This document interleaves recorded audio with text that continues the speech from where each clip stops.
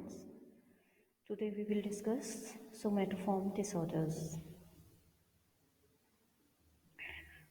ये psychological disorder का बहुत ही कॉमन सा नाम है और सोमैटोफॉर्म डिसऑर्डर को समझने का सबसे आसान तरीका है कि आप सोमा और फॉर्म को अलग कर लीजिए। सोमा का अर्थ होता है बॉडी, बॉडी मतलब शरीर, और फॉर्म का मतलब होता है रूप। यानी कि सोमैटोफॉर्म का अर्थ हुआ कि शारीरिक रूप में आने वाली बीमारी, मीन्स एक ऐसी बीमारी जिसके लक्षण शारीरिक रूप से दिखाई देते हैं, शरीर में दिखाई देते हैं, लेकिन उसका कारण कैसा होता है? मानसिक होता है। तो ऐसी बीमारी जिसमें लक्षण हमको शारीरिक रूप से दिखाई देते हैं, शरीर में दिखाई देते हैं। तो इस तरह के कौन से लक्षण हैं जो हमको शरीर में दिखाई देते हैं? जैसे पेशेंट को स्टमक पेन होता रहता है, बैक पेन होता रहेगा, वॉमिटिंग फील होने लगती है, और नीज में, आर्म्स में, लेग्स में पेन होने लगता है, जॉइंट्स पेन होने लगता है, या फिर ऐसा लगता है कि उनका दिल जो है बहुत तेज़ी से धड़क रहा है, ब्रेथ करने में, सांस लेने में तकलीफ़ होती है, चेस्ट पेन रहता है, या फिर ऐसा लगता है कि चक्कर आ रहे हैं, और लड़कियों में जो है, गर्ल्स में मेंस्ट्रुअल क्रैम्प्स होने लगते हैं, पेट में भयंकर दर्द होने लगता है, या फिर कॉन्स्टिपेशन हो जाता है और डायरिया हो जाता है।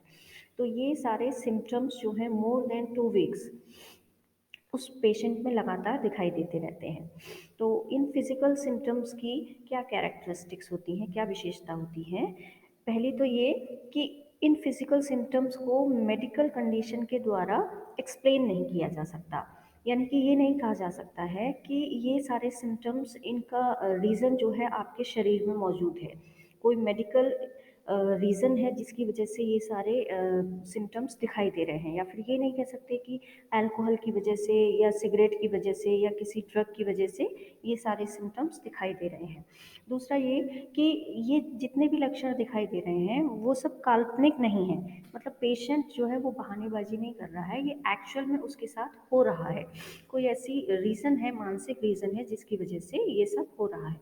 और तीसरा ये कि इन सारे लक्षणों की वजह से पेशेंट की सोशल, ऑक्यूपेशनल और फैमिली लाइफ जो है वो सिवियरली डिस्टर्ब होती है। अब बात करेंगे साइकोलॉजिकल सिम्टम्स की कि सोमैटोफॉर्म डिसऑर्डर्स के फिजिकल सिम्टम्स के साथ साथ क्या क्या साइकोलॉजिकल सिम्टम्स हो सकते हैं। पहला ये कि पेशेंट अपनी शारीरिक बीमारी या दर्द पर बहुत ज़्यादा फोकस करने लगता है, उसका ध्यान हमेशा इसी बात पर रहता है कि उसको सिर दर्द हो रहा है, पेट दर्द हो रहा है, जॉइंट्स में पेन हो रहा है, ये सब। फिर उसको लगता है कि उसको कोई गंभीर बीमारी ना हो गई हो, हर वक्त उसके दिमाग में ये सारे ख़्याल चलते रहते हैं कि उसको कौन सी बीमारी ऐसी हो गई है जिसकी वजह से उसको ये सारे लक्षण दिखाई दे रहे हैं। वो उन सारे कारणों को ढूंढने की कोशिश करता है, और उसको हमेशा ये डर लगा रहता है कि कहीं उसको इलाज नहीं मिला तो उसकी बीमारी बहुत गंभीर ना हो जाए, और वो बहुत ज़्यादा बीमार ना हो जाए, और इसी वजह से उसको डॉक्टर्स पर भरोसा नहीं रहता है, और उसको लगता है कि डॉक्टर्स जो है उसका इलाज ठीक से नहीं कर रहे हैं।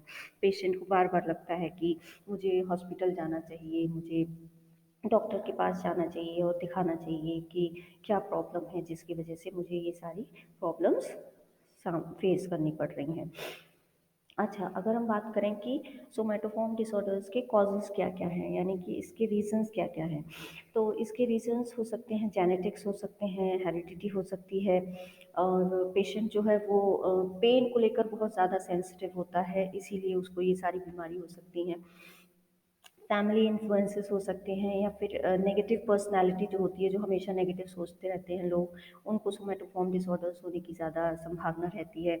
या फिर बीमारी को, या किसी भी तरह की शारीरिक बीमारी को नेगेटिव तरीके से देखते हैं कि ये बहुत बहुत ज़्यादा गंभीर बीमारी हो गई है। इस तरह के सिम्टम्स वाले लोगों को सोमैटोफॉर्म डिसऑर्डर्स बहुत ज़्यादा होते हैं। टाइप्स ऑफ सोमैटोफॉर्म डिसऑर्डर्स में आता है undifferentiated somatoform disorder, body dysmorphic disorder, hypochondriasis, somatization, conversion, pain and illness anxiety. इन सारे डिसऑर्डर्स को हम आगे अपने वीडियो में एक्सप्लेन करेंगे। तो आई होप आपका कॉन्सेप्ट ऑफ सोमैटोफॉर्म डिसऑर्डर समझ में आया होगा। तो तब तक